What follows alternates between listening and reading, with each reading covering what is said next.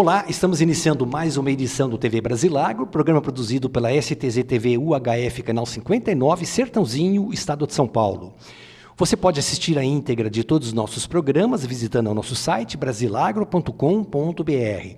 No mesmo site, você pode se inscrever para receber todos os dias e gratuitamente ao Clipe em Brasilagro, com as notícias nacionais e internacionais das cadeias produtivas do agronegócio. Se você tiver alguma sugestão, converse conosco através do e-mail tv@brasilagro.com.br.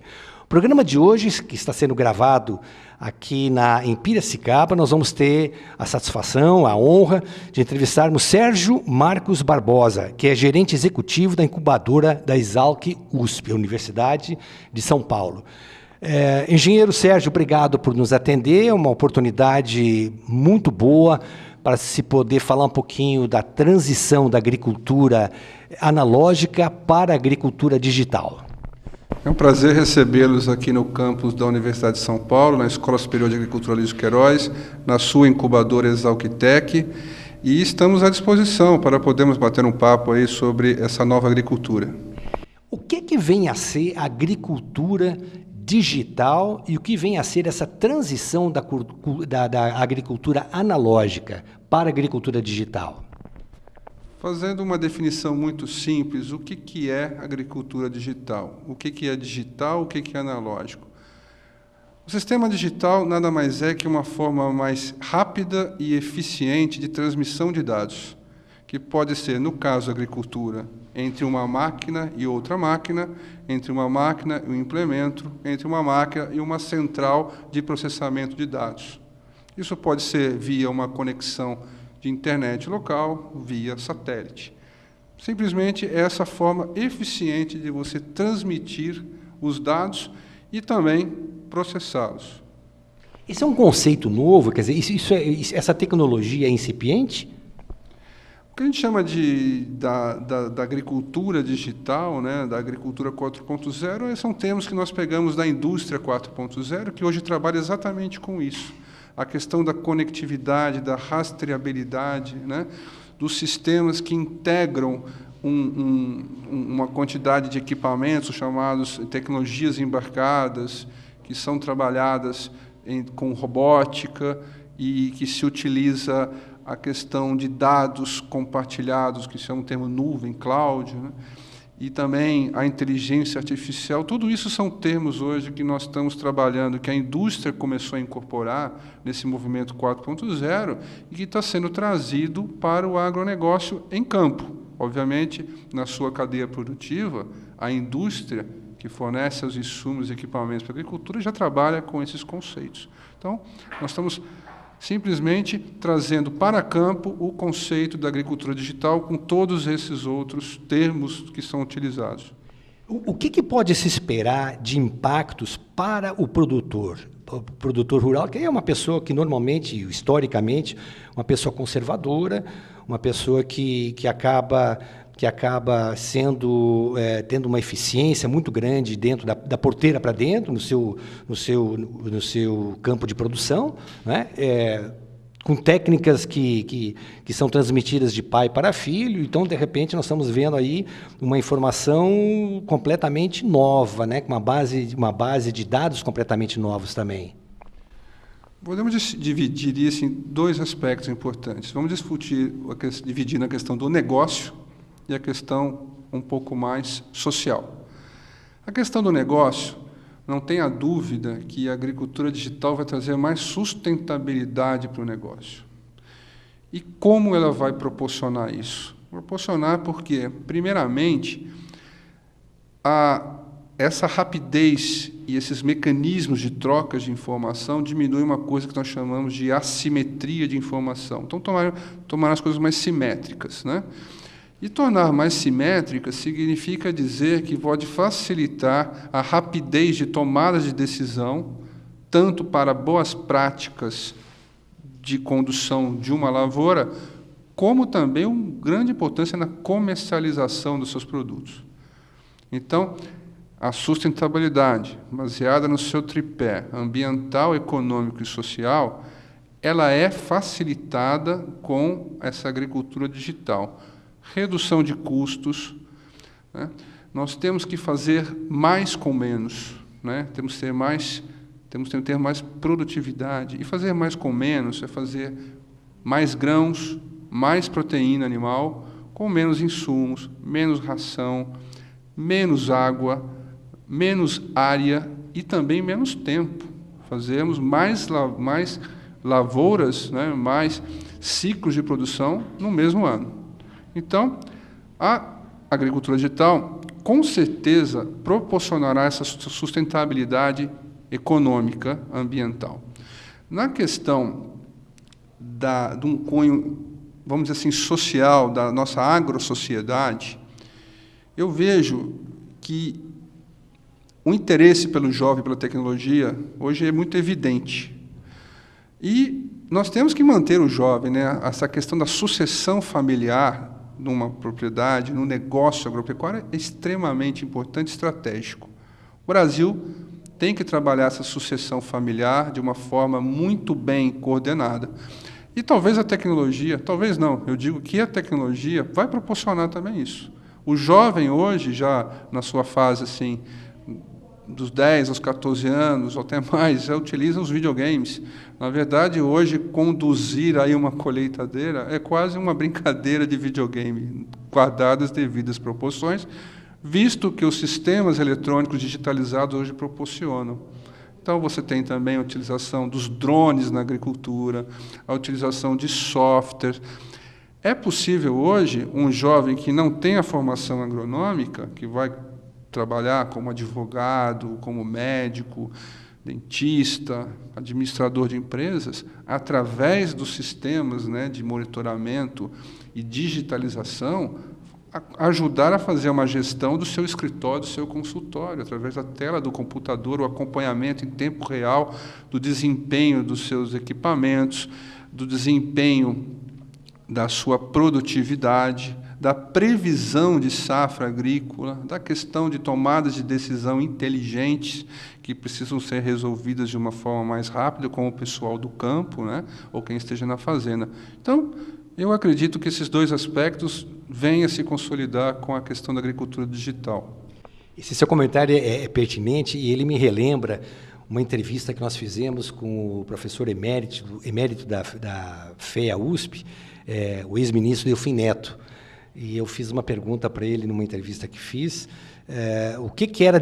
qual era a grande diferença, ele que foi também ministro da Agricultura, e foi ministro da Agricultura na década de 70, qual era a diferença do agronegócio brasileiro naquele momento que ele foi ministro da Agricultura para o momento de hoje, quer dizer, tantos anos após. E a resposta dele foi bem semelhante ao que você acabou de nos explicar. Ele falou, olha, eu vou contar uma historinha rapidinha e com isso eu digo o que há de diferença. Eu estava, semana passada, em Rondonópolis, fui fazer uma palestra para um grupo de cooperativados, uma grande cooperativa local, e fomos almoçar. Em determinado momento do almoço, 4 jovens que eram diretores da cooperativa, pedindo licença, se ausentaram da mesa e foram numa mesa ao lado e com seus smartphones começaram a pegar informações e com essas informações dando ordens de compra e venda de soja. E quando eles voltaram, eu perguntei para eles, o que vocês estavam fazendo? Eles responderam, nós estávamos entrando na Bolsa de Chicago, que acabou de abrir, e estávamos vendo aí as cotações e para saber como é que estava o preço da soja. Quer dizer, em Rondonópolis, no estado do Mato Grosso, a centenas de milhares de quilômetros de distância dos grandes centros, mas com a informação real e a informação permitindo que se tomasse uma decisão naquele momento e representando, inclusive, negócios para o produtor e para a cooperativa. Isso é exatamente o tema que eu falei da questão da simetria de informações, que muitas vezes, numa cadeia produtiva, quem era o mais penalizado era quem produzia, o produtor rural. Obviamente, cada um puxa para o seu lado das pontas da cadeia, a indústria e também os compradores. Se você tem essas informações da cotação, você consegue hoje, numa tela de computador, demonstrar online se naquele momento o seu negócio está sendo rentável ou não, com toda a projeção que você tem de colheita e com os custos que até aquele momento. Você está no vermelho ou não está. Hoje nós temos ferramentas para isso. E essas ferramentas se otimizaram justamente com a digitalização do campo, que traz essas informações de condução de lavoura num tempo muito rápido, né? E essas tomadas de decisão são facilitadas para que, voltando a dizer, torne-se um negócio sustentável.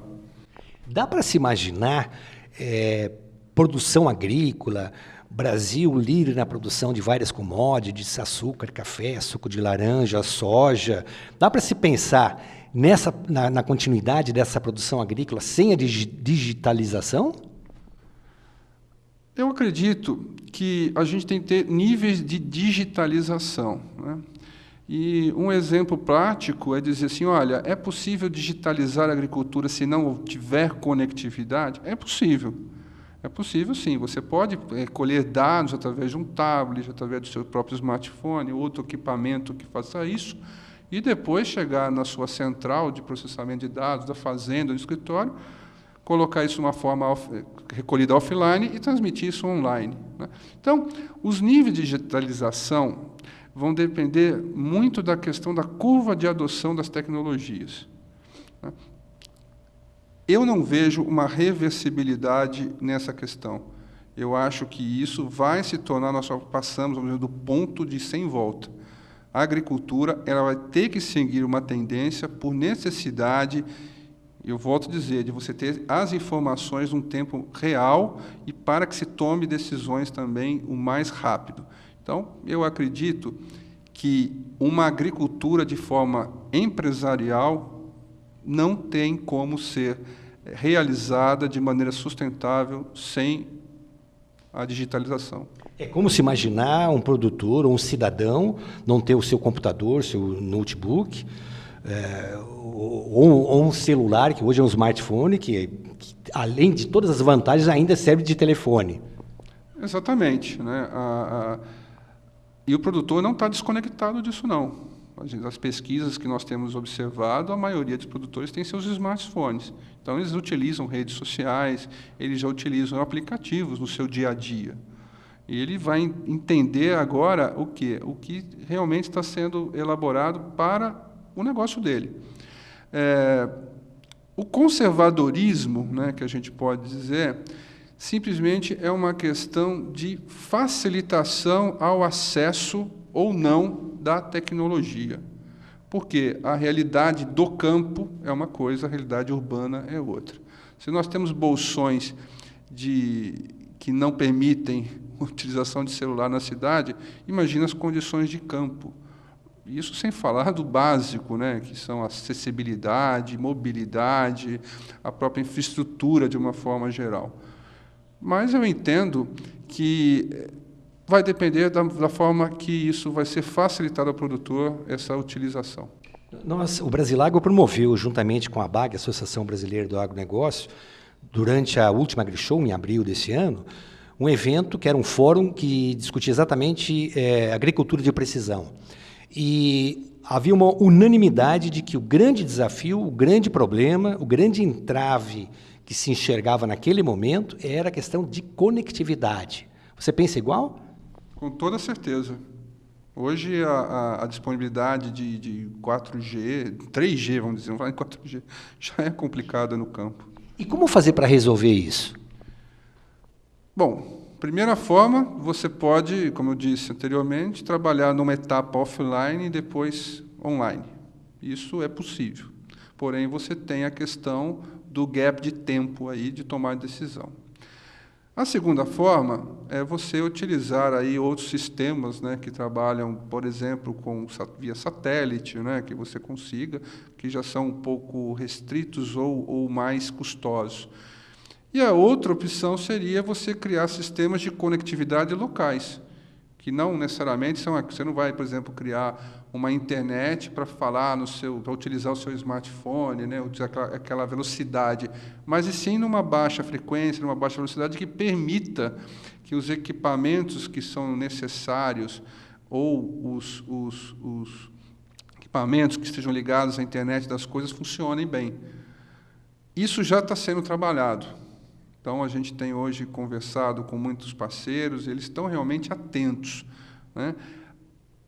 a conectividade terá que andar junto com as soluções tecnológicas que essas startups, que essas empresas hoje estão proporcionando.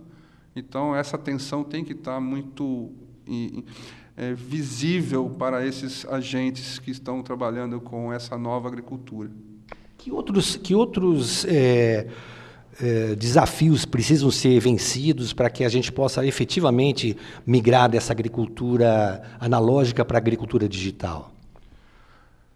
Bom, a primeira coisa que eu vejo é a mudança do conceito analógico para digital, né? Então, hoje, nós que estamos aí num projeto ligado a desenvolvimento e inovações tecnológicas, precisamos, primeiramente, fortalecer, não simplesmente se a minha solução é melhor que a sua e brigar e se competir com isso, mas nós temos que levar ao produtor rural de uma forma muito associativa a questão do conceito de agricultura digital. Primeiro, temos que incutir que a agricultura digital ela é uma solução importante e que vai trazer benefício.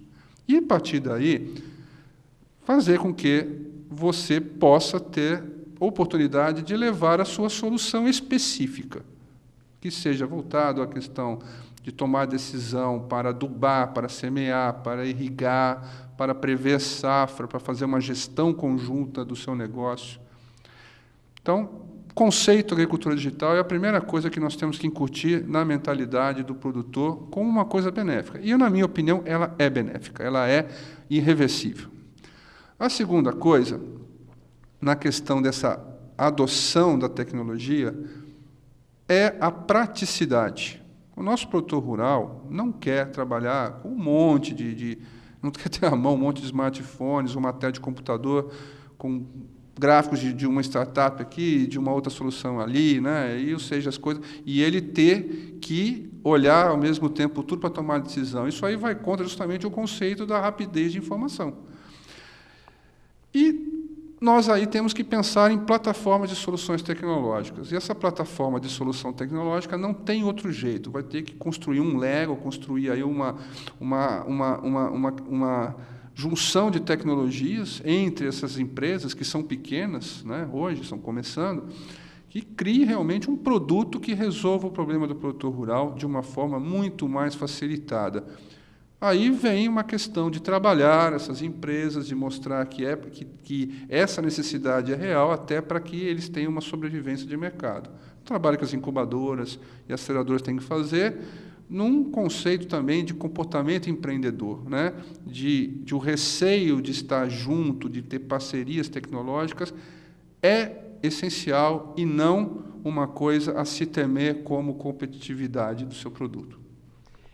A gente está assistindo aí uma difusão, e inclusive ocupando generosos espaços na mídia, de startups. Nós, inclusive, no último programa, nós entrevistamos o cofundador da Start.C, que Júnior Dornelli, e onde ele mencionava e citava o caso de ter promovido a Agrotech, um evento em São Paulo, que atingiu 800 pessoas, 800 inscritos, e 15 dias antes do evento ele teve que cancelar as inscrições, tamanho a procura que tinha.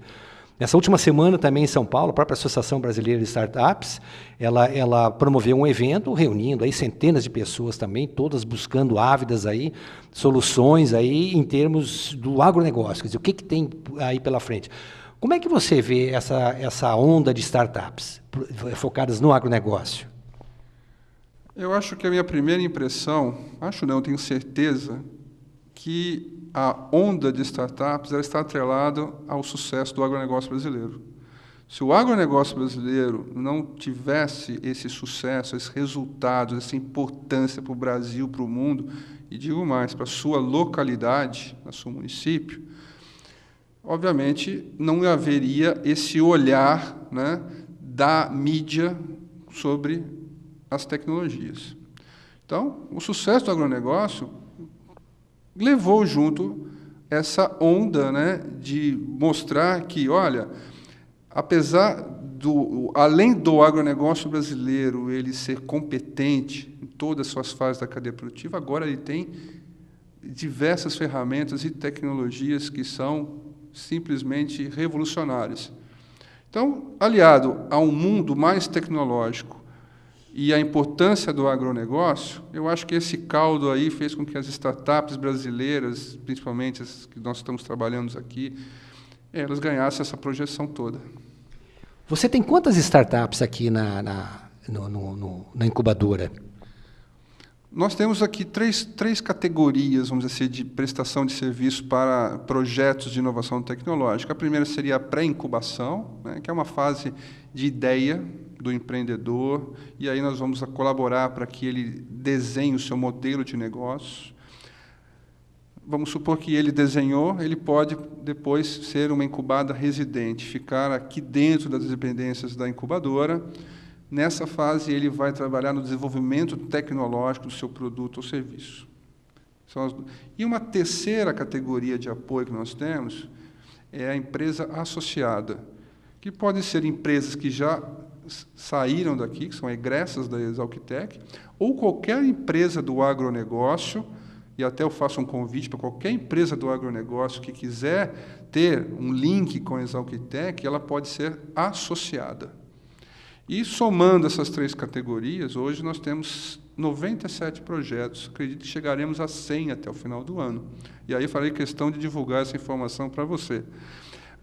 E nessas empresas associadas, não precisa necessariamente ser uma startup, pode ser uma grande empresa. Nós temos grandes empresas do agronegócio que são associadas, que buscam na incubadora o quê? O contato com startups, o contato com a Exalc, com a pesquisa da Exalc, um network, né, e uma troca de informações saudável, porque as grandes corporações estão vendo esse movimento como uma forma de colaborar a pensar em inovação. A gente entende que uma grande corporação, na sua operação diária, às vezes não permite que o seu colaborador pense em inovar, né, pense em tecnologia. Isso já toma tempo dele.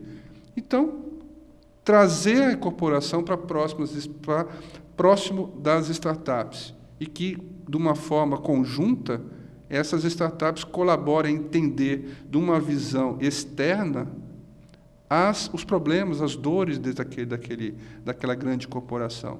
Então, isso aí tem acontecido. A gente tem notado que grandes multinacionais têm trazido startups para próximo, para que elas colaborem pensar em inovação, pensar em soluções que o seu negócio, mais da startup, possa resolver problemas do seu cliente, o produtor rural.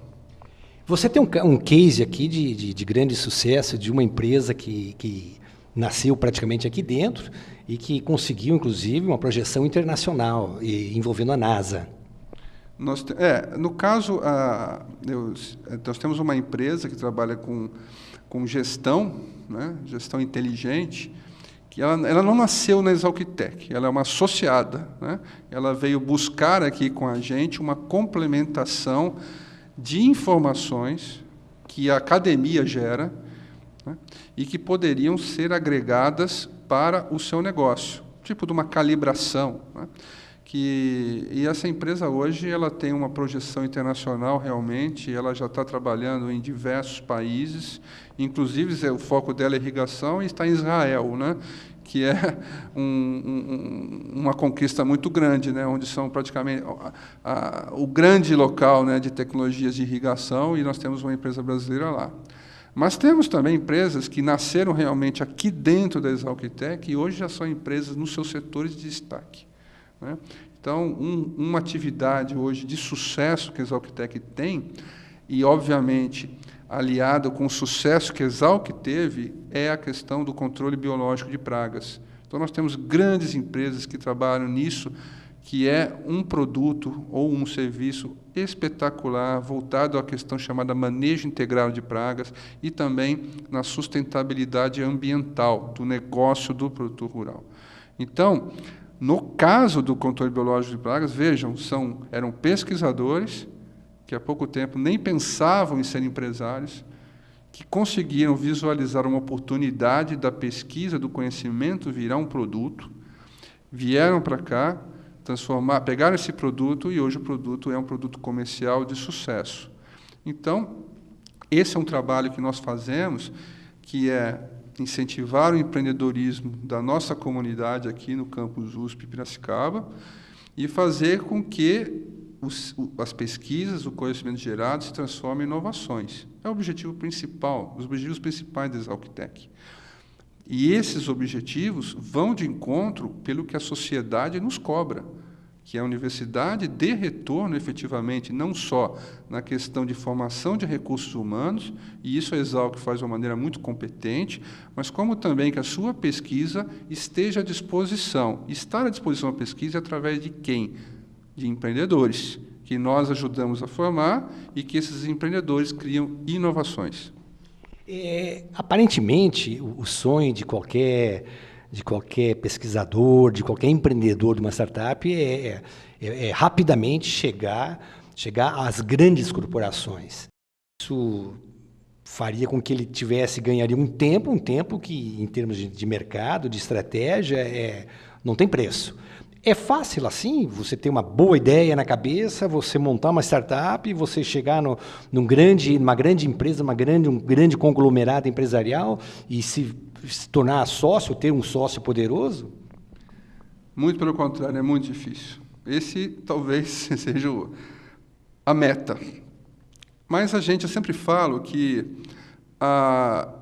quem está aqui comigo, né, que eu posso colaborar é o seguinte: primeiro de tudo, veja o seu projeto de vida. Onde você quer estar daqui a 10 anos? Eu quero estar rico, eu quero que a minha empresa fique para os meus filhos. A partir desse conceito aonde eu quero estar, o que eu quero da minha vida, é que ele pode planejar essas metas audaciosas. Mas é muito difícil, realmente, essa competitividade saudável que nós temos, por ter talentos, né? Muitos talentos hoje que são formados aí pelas universidades que trabalham com as ciências agrárias ou ciências da vida, ela promove hoje uma corrida que você tem que se destacar. E como chegar a isso, né? Como chegar a esse ponto que você levou, realmente, eu digo, você tem que ter a chamada passagem da fase empreendedor para ser um empresário. Isso é uma diferença muito grande entre empreendedor e empresário. Nós aqui incentivamos o empreendedorismo e colaboramos para a formação do empresário, mas esse empreendedor que está aqui, ele tem que se capacitar, ele tem que entender de gestão, não só da questão técnico-científica, porque o perfil dos nossos empreendedores geralmente são pesquisadores da Exalc, que nunca trabalharam em gestão, não trabalharam em administração de uma empresa. Então, ele tem que se capacitar, ele tem que saber conversar com o fundo de investimento, ele tem que demonstrar resultados financeiros para esse fundo de investimento. Isso, muitas vezes, não é uma área de competência do pesquisador das ciências agrárias. Então, nós temos que criar mecanismos aqui na incubadora com que esses empreendedores que são das ciências agrárias se tornem conhecedores de gestão e de oportunidade de negócio. Não é uma tarefa fácil. Muitas vezes o fracasso vem daí. Ele pode ter um ótimo produto, uma coisa muito revolucionária, mas ele ainda não tem um perfil empresarial. Então, para atingir todas essas metas que você coloca, precisa disso. É uma tarefa muito difícil e que eu vejo que é essa fase de transição mais complexa que tem. Os fundos de investimento, eles historicamente têm procurado se aproximar dessas startups, até porque sabem que a inovação, novas tecnologias é que alavancam aí o mercado mundial. No caso específico aqui dessas startups brasileiras, você tem percebido o interesse dos fundos de investimento de estarem juntos, de investirem nesses projetos? Como falei anteriormente, os fundos de investimentos estão interessados no agronegócio, o negócio do Brasil, por algumas razões. Primeiramente, pela nossa competência em produção agrícola em um clima tropical, como nenhum outro país, e segundo, pelo fato da nossa economia de estar destacando o agronegócio, muitas vezes pelo fato da indústria e serviços não estarem tão bem. Então, isso nos trouxe um destaque e solucionou economicamente a situação do Brasil até o momento. Vide aí a nossa balança comercial, que se encerrou em setembro, que, se não fosse pelo agro, não teríamos superávit. Em algumas localidades da região centro-oeste, existe pleno emprego nas cidades, graças ao agronegócio. Então, realmente, a primeira coisa que um fundo de investimento quer ter é retorno. E ele vê que, dentro dos setores da economia, o agronegócio é o primeiro. Em segundo lugar, é justamente a visão da questão irreversível da digitalização da agricultura. Então, partindo da premissa que o setor rural, o setor do agronegócio, ele também caminhará que nem o setor urbano, né? É uma observação, começa a ter um interesse na questão da digitalização. E não só na digitalização, eu falo, né? A biotecnologia também é muito importante e que, com certeza, vai determinar uma próxima revolução da tecnologia na agricultura, baseado muito em biotecnologia. Numa escala de 1 a 10, como é que se encontra o processo da digitalização na agricultura nacional? Passamos de 5, isso é certeza. Existe o ponto sem volta. Mas, com essas questões que você mesmo levantou, de alguns problemas, né, e a própria questão da curva de adoção dessas tecnologias, nós temos que evoluir muito. Vamos colocar de uma maneira assim, bem realista, que eu boto aí um 6, 7, 6 eu acho que seria um número interessante. O Brasilagro contratou, na verdade, uma pesquisa com a Júnior FEA, USP Ribeirão Preto, onde se procurou saber o seguinte: quais são as fontes de informação do empresário rural brasileiro? Quer dizer, aonde ele vai buscar informação para se tornar conhecedor de mercados, de novas tecnologias, enfim, qual é que são as ferramentas que ele utiliza para poder acompanhar o que está acontecendo no Brasil e no mundo. E, para nossa surpresa, inclusive para a surpresa dos coordenadores da pesquisa, a internet apareceu como 98%.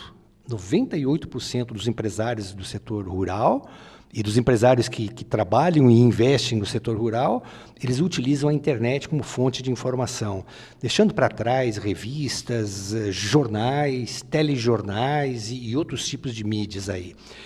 Isso denota o que já se falou no começo do programa, de que o empresário tem noção, e o agricultor, com absoluta certeza, também tem noção, se não por ele, mas pelos próprios filhos, pelos seus netos, da importância e da mudança que a internet trouxe não só para o negócio, mas para a vida dessas pessoas também. O que você consegue enxergar depois da digitalização da agricultura? O que vem pela frente ainda? Quer dizer, desculpa, não é futurologia, não estamos tentando imaginar dar um chute, o que é, mas em função das pesquisas, dos trabalhos de 12 anos seus aí, frente à Exalctec. Bom, primeiramente, é claro, isso demonstra, né, a importância de estar antenado, de saber as coisas em tempo real. Isso a internet ela propicia. Mas não quer dizer que os outros mecanismos de informação também não sejam importantes, principalmente porque muitas vezes as informações que são colocadas na internet vêm de outras fontes, né, não digitais. A questão do tempo real, para mim, e a atualização constante que a internet coloca, é o que leva qualquer pessoa a utilizar esse mecanismo. E o produtor rural, inteligente como ele é, ele também verificou essa possibilidade, porque ele já utiliza no seu dia a dia, né, como pessoa urbana, vamos dizer assim, as facilidades da internet. Qual o próximo passo? Aonde chegaremos? Como você falou, é muito difícil. Conversando com os nossos empresários e docentes, da Exalc, principalmente, a gente entende que o futuro reserva cada vez mais uma necessidade de atender melhor o seu cliente, né? Atender melhor as necessidades do seu cliente. E quem é o cliente da agricultura, do produtor rural, vamos dizer assim? Utilizando, sempre falando, vamos especificamente colocar naquele ser mais importante do agronegócio, que é o produtor rural. Sem ele, nada acontece. o produtor rural vai ter que pensar em atender as demandas do consumidor ou da agroindústria. E, cada vez mais, vamos usar um termo, customização. Então, a agroindústria vai requerer uma soja, um milho, um sorgo, uma cana-de-açúcar, que tenha determinadas propriedades, que tenha mais amido, ou que tenha mais óleo, ou que tenha mais determinados micronutrientes. Eu acho que aí é uma questão interessante, da qual a biotecnologia vai ser fundamental, aliado também às ferramentas de inteligência artificial, de robótica, de banco de dados, o Big Data, que nós falamos tudo. Então, vamos começar a trabalhar geneticamente, né, na sua base, aí muito importante a presença da pesquisa, das universidades, dos seus centros de difusão, para que proporcione ao produtor, conjuntamente com as suas boas práticas que ele vai fazer em campo e as ferramentas da digitalização, entregar um produto customizado, digamos assim, ao seu cliente, que seja o consumidor final ou uma agroindústria. Eu entendo que esse é o caminho que podemos seguir numa agricultura, talvez, chamada 5.0. Engenheiro Sérgio Marcos Barbosa, muito obrigado pela oportunidade de conhecê-lo, obrigado pela entrevista, pelas informações, e eu espero vê-lo de volta em outras oportunidades para que a gente possa ir atualizando ao nosso produtor, ao nosso investidor, ao nosso telespectador, em relação aí a essa digitalização da agricultura. Eu agradeço novamente a oportunidade. E também eu gostaria também de ressaltar a importância do que está se criando hoje no Brasil, dos chamados ecossistemas tecnológicos. Ecossistemas tecnológicos, especificamente, com interesse no setor do agronegócio. E nós temos aqui mesmo em Piracicaba a campanha do Vale do Piracicaba, o AgTech Valley, nós temos iniciativas em Londrina, iniciativas em Cuiabá, e também trazendo outros ecossistemas tecnológicos que não são da área estritamente voltada ao agronegócio, mas que são essencialmente importantes, como São José dos Campos, que traz a questão da aeronáutica, né, da previsão climática, das imagens satélites. Eles são as ferramentas que nós utilizamos na agricultura digital. Nós temos que aproximar esses ecossistemas tecnológicos e, até colocando como uma informação para você, esses assuntos serão discutidos em eventos próximos, como, por exemplo, no AgTech Forum, no dia 21 de novembro, em São Paulo, e também em Piracicaba, dia 23 de novembro, no AgTech Day. Nós temos agora já passar, além de unir forças entre as startups, mas entre os ecossistemas tecnológicos que o Brasil tem. Ou seja, trabalhar unidos. O agronegócio tem que trabalhar cada vez mais unido em prol do seu produtor rural. E esses movimentos todos estão sendo feitos, eu acredito que tenham que ir nessa direção. Mais uma vez, muito obrigado e continuo à disposição de vocês. Obrigado. Nós voltamos na próxima semana com novos entrevistados. Até lá, mais uma vez, muito obrigado a todos.